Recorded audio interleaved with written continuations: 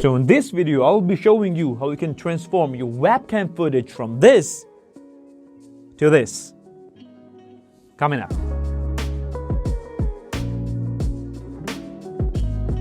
So hello there, my name is Nick Nyxson, and on this channel I help creators like you to create an amazing content and monetize it. So if you're new here, drop the subscribe button and don't forget to click this notification bell to not miss any of the future videos. So webcam footage, it always looks so crappy and we always want to make it look better. A lot of YouTubers are actually using the webcam as their first camera ever on YouTube, and a lot of instructors as well in order to record their instruction videos, and they all look so bad. No matter what people are saying, no matter how good they're making it look, webcam footage always looks bad. It always looks bad. No matter what you do, no matter what camera you buy, no matter if you buy a $150 camera, you use a $50 camera, it doesn't matter. It always looks bad. But it's not because there is nothing you can do with it. You can actually do something with it, and in this video I'm gonna actually teach you what you can do with it. So you can use this trick for your gaming videos that I'm using it for my gaming videos, and you can see it from the footage that I showed you before. You can use it for instructor videos, so you have a tiny picture down in the corner somewhere while you're explaining actually the things on a screen, or you can have it like a full screen thing if you don't have a better camera. I would like to say that you don't need anything except your webcam, but you actually need some things in order to make your footage look better. You cannot get away from it. It's like the photography thing and videography thing. You just need some things. Thankfully, the things that you are going to need are either the things that you already have or things that you need to buy, but they're not as expensive. So the thing that you will need is lighting. So you need to light your webcam footage in some way. I'm going to be showing exactly how you can need to do. So for that, you need to have some lighting. For me, I use a newer ring light, which actually is pretty good ring light. It's not that expensive, and I have some small newer LED light right there. You don't need actually a second light to make your footage better, but it actually makes it look a bit better than with only one light. But with single light you can get away as well. But if you don't have a fancy LED light or something like that, you can get away with any lighting that can shine the light on your face. You can have an old lamp or something like this, and you need just to increase the amount of light hitting your face, and you need to work on contrast of your webcam footage. But enough talking, I'm just gonna go right away to my computer and start explaining how you can do it. So this is my webcam footage with Logitech C920. It's practically the same webcam as Logitech C920, but it's a bit different, but nothing of bigger significance in the quality. So this is the thing that you see when I turn on my computer. I'm gonna show you the larger screen just to show you. Don't mention the glitches. Yeah, you see it looks pretty bad. I'm gonna show you. I'm gonna be continuing with the smaller screen, so you'd see whatever is happening on the screen as well. So what do we have as a composition here? Only thing that is illuminating myself, as you can see, see it from my shoulders, is the light right above and a bit back from me. It is like 1 meter behind me, and it is like 1.5 meters, probably 2 meters above me. So only thing that it does is just illuminates my back right here and a bit of my shoulders. And as you can see, the camera is a bit choppy, etc., etc. So before we're going to go and use some different lightings, by the way, you need lighting here. You need to have a dedicated lighting for this one, because light changes a lot in your video. So at the moment I'm using only one. I will be using only one light, and additionally I will be using second light, but you'll need to have at least one light.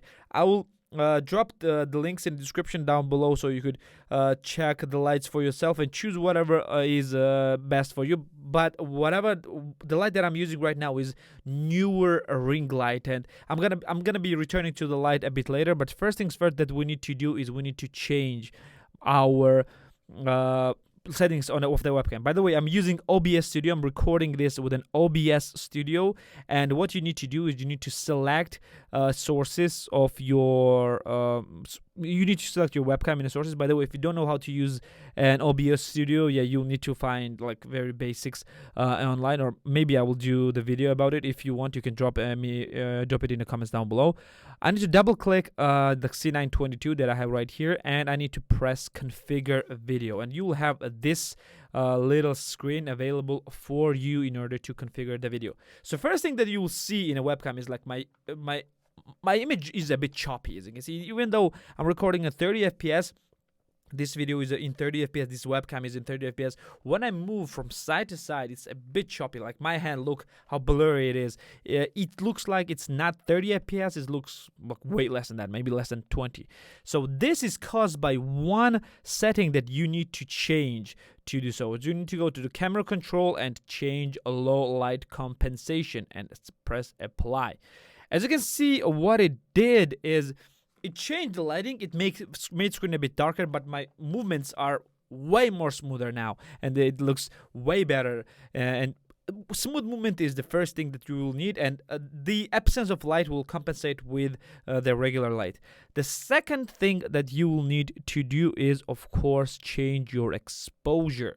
So it's gonna change your view by a lot, but still. So first thing that you can do is uncheck the auto right here and put your exposure down to -7. As you can see, it's pretty dark. What I'm gonna do right now is I'm going to turn on something on my screen so it would light up my face, so you'd see approximately what it is. So it lights my face, so it would be easier for us to just configure this dark image. The next thing, you don't need to do anything else here. You need to just uncheck the low light compensation and change exposure to -7 or whatever exposure you want. As you can see, it was in the beginning at -5. It looks okay with the screen on. It looks pretty nice. It already looks way better than that than before, but without a white background on my screen, it looks like that. So I would have like something like this to just color correct and do everything. But let's decrease exposure to -7. Then we need to go to video proc amp, and we will need to do, you know what we'll do, we'll return this to -5, or you can press an auto right now, just to give you more or context on whatever we're doing before. We're gonna go to the lights. We're gonna go right here, and we will need to change white balance. This is the first thing that we're gonna change. We're gonna uncheck this one. As you can see, like we're not at 4000, and you'll see that I'm looking more bluish.